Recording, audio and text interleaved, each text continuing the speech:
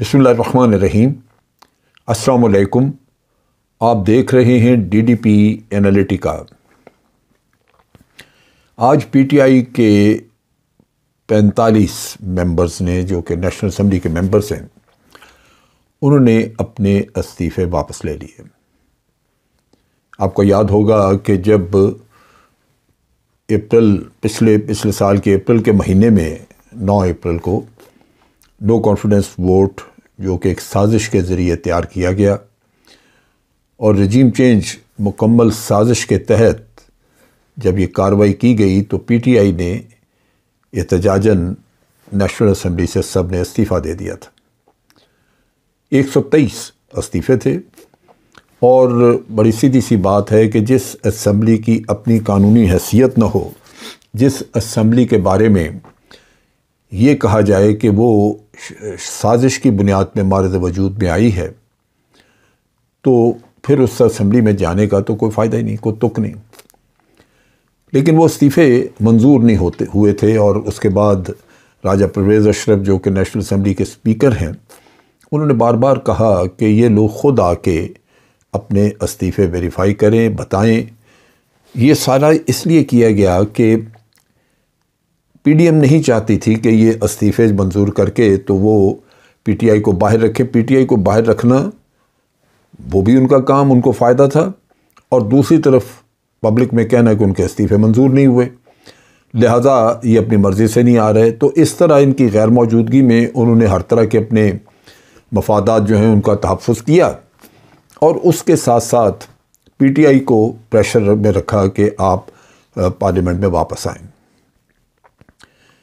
इस असना में तकरीबन 9 महीने गुजर गए और बहुत सारी चेंजेस आती रहीं, लेकिन साथ साथ आप देखिए कि सुप्रीम कोर्ट ऑफ पाकिस्तान जब वो केस की हेयरिंग कर रहे थे, जिसमें कि नैब ऑर्डिनेंस में तरमीम के हवाले से इमरान खान ने केस किया था, तो वो बार बार PTI को कहते रहे कि हमारे पास आप केस ले आए हैं, ये तो पार्लियामेंट में जाना चाहिए, आप पार्लियामेंट में क्यों नहीं जाते, पार्लियामेंट में जाके तो वहाँ बहस करें।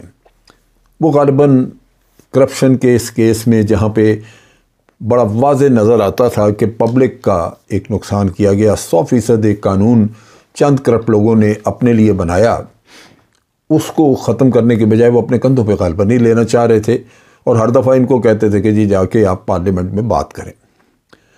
बसूरत ये नहीं गए और जाना भी नहीं चाहिए था, इस लिहाज से कि जब आप पार्लियामेंट में चले जाते हैं, इसका मतलब ये कि आपने उसकी कानूनी हैसियत तस्लीम कर ली।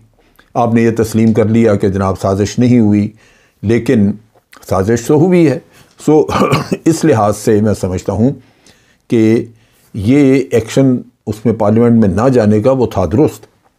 लेकिन अब जो डेवलपमेंट्स हुई उसमें एक ख़ास डेवलपमेंट ये आई कि एक तो वोट ऑफ कॉन्फिडेंस लेने का कहा जाएगा शहबाज शरीफ को, क्योंकि वैसे तो ये हुकूमत नहीं छोड़ते, और उसमें वोट ऑफ कॉन्फिडेंस के लिए कहने के लिए हकीकी ऑपोजिशन अंदर मौजूद होनी चाहिए।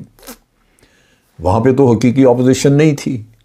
राजा रियाज वहाँ पे बैठे हैं, जो कि एक लोटा टर्न कोर्ट हैं, PTI की टिकट पे इलेक्शन जीत के तो उधर बैठे ऑपोजिशन कर रहे हैं, जबकि ऑपोजिशन नहीं, वो तो दर हकीकत PDM की हमायत में ही बैठे हैं वहाँ पे। तो ये एक ऐसी डेवलपमेंट थी जिसमें बहुत सारे आगे उसके मुज़मरात नज़र आ रहे थे। वो ये है कि आपने केयर टेकर गवर्नमेंट बनानी है तो तब उसमें इनकी राय लेनी होगी, और वो उसमें राजा रियाज तो उनकी राय के साथ साथ जो कहेंगे वो कर देंगे। दूसरी चीज़ थी यही ये कि जो वहाँ पे लीडर ऑफ द अपोजिशन अपना रखें और वोट ऑफ कॉन्फिडेंस के जब वक्त आए तो उसमें अपना रोल प्ले करें। तो इसलिए ये ज़रूरी था कि ये करें। लेकिन जब ये उन्होंने फ़ैसला किया कि हम असम्बली में जाना चाहते हैं, तो राजा परवेज़ अशरफ ने बड़ी जल्दी इस्तीफ़े फिर मंजूर करने शुरू कर दिए। उन्होंने 35 एक वक्त पे किए, 34 पहले किए, फिर 35 किए, और उससे पहले शुरू में 11 किए थे। एक्चुअली जब उन्होंने 11 किए तो उसके बाद शायद वो मज़ीद करते, लेकिन 11 पे जब ज़िमनी इलेक्शन हुए तो उसके बाद उनको अंदाज़ा हो गया कि ये इस्तीफ़े मंजूर करना भी इतना मुफीद नहीं है, क्योंकि अगर ज़िमनी इलेक्शन होते हैं तो उसमें PTI सारे जीत जाएगी फिर। लिहाजा ये ड्रामा उन्होंने चलाया। पहले 34 11 इस्तीफ़े, फिर 34 और फिर 35, जिसका मतलब है 80 उन्होंने इस्तीफ़े मंजूर कर लिए। चंद दिनों में शायद वो ये भी कर लेते। राजा साहब कहीं गायब हैं, वो नज़र नहीं आए सीन पे। नतीजा ये कि पीटीआई ने फौरी तौर पे इस अपॉर्चुनिटी से फ़ायदा उठाया और अपने 45 लोगों को हदायत दी कि आप असम्बली में वापस चले जाएं। अब उन्होंने आके फौरी तौर पे अपना काम पक्का किया। ना सिर्फ उन्होंने असम्बली के वेबसाइट पे ये डलवा दिया कि हमारे इस्तीफ़े वापस, स्पीकर को इन राइटिंग पकड़ा दिया कि जी इस्तीफ़े वापस ले रहे हैं। दूसरी तरफ इलेक्शन कमीशन में जाके ये चीज़ें दर्ज करा दी, मामला ठीक हो गया। अब इलेक्शन कमीशन के साथ तक तावन करता है वो अलग बात, लेकिन इसका फ़ायदे इसके रजीम चेंज के बाद कुदरत की तरफ से, मतलब रजीम चेंज ने मुल्क को तो बिल्कुल हरा के रख दिया, तबाही करके रख दी। ये बेकार किस्म की पार्लियामेंट बैठी हुई है, लेकिन इसके कुछ फ़ायदे हुए। अब देखिए कि एक तो जितना बिकाऊ माल था उनके चेहरे बेनकाब हुए, और वो बिकाऊ माल इस वक्त दोनों तरफ से किक्स खा रहा है। पीटीआई तो, अगर पीटीआई को उन्होंने धोखा दिया तो पीटीआई तो उनको लेने को तैयार नहीं है, लेकिन दूसरी तरफ नून लीग भी उनको नहीं अपना सकती, कोई भी अपोजिशन की पार्टी नहीं अपनाएगी उनको सहारा नहीं देगी। उसकी वजह यह है कि उन्होंने देख लिया कि अवाम उनको रिजेक्ट कर रहे हैं, और ज़िमनी इलेक्शन में उन्होंने देख लिया कि जितने ये लोटे थे ये सब मारे गए, ये इलेक्शन जीत ही नहीं सके। सो इस वजह से एक तो ये बिकाऊ माल आइंदा सियासत में सोच समझ के ये काम करेंगे।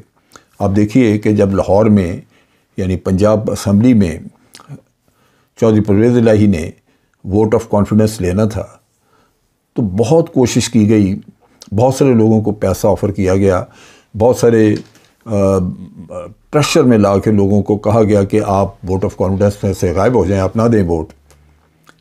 लेकिन लोगों को अपना मुस्तकबिल आगे बर्बाद होता हुआ नज़र आया, उनको अवाम का गैज़ व ग़ज़ब याद आया। इनमें सवाए एक खातून के वो भी जो रिज़र्व सीट पे गई हुई थी, उसको भी नहीं करना चाहिए था, क्योंकि वो तो मरहून मन्नत है इन्हीं की कि इन्होंने उसको रिज़र्व सीट पे ला के उसके कौन से ऐसे काम थे जो उसको मेंबर सूबाई असम्बली बना दिया जाता। लेकिन पीटीआई ने बनाया हुआ था, मगर वो वही बात है कि कहीं ना कोई लालचें आ जाती हैं, इंसान बिक जाते हैं। तो यहाँ ये हुआ होगा, लेकिन आप देखिए बाकी सारे रुक गए। अगर आम हालात होते, ये बिकाऊ माल चल रहा होता, सवाल ही पैदा नहीं होता कि चौधरी परवेज़ इलाही वहाँ पे वोट ऑफ कॉन्फिडेंस ले सकता है, जिस तरह के प्रेशर्स थे।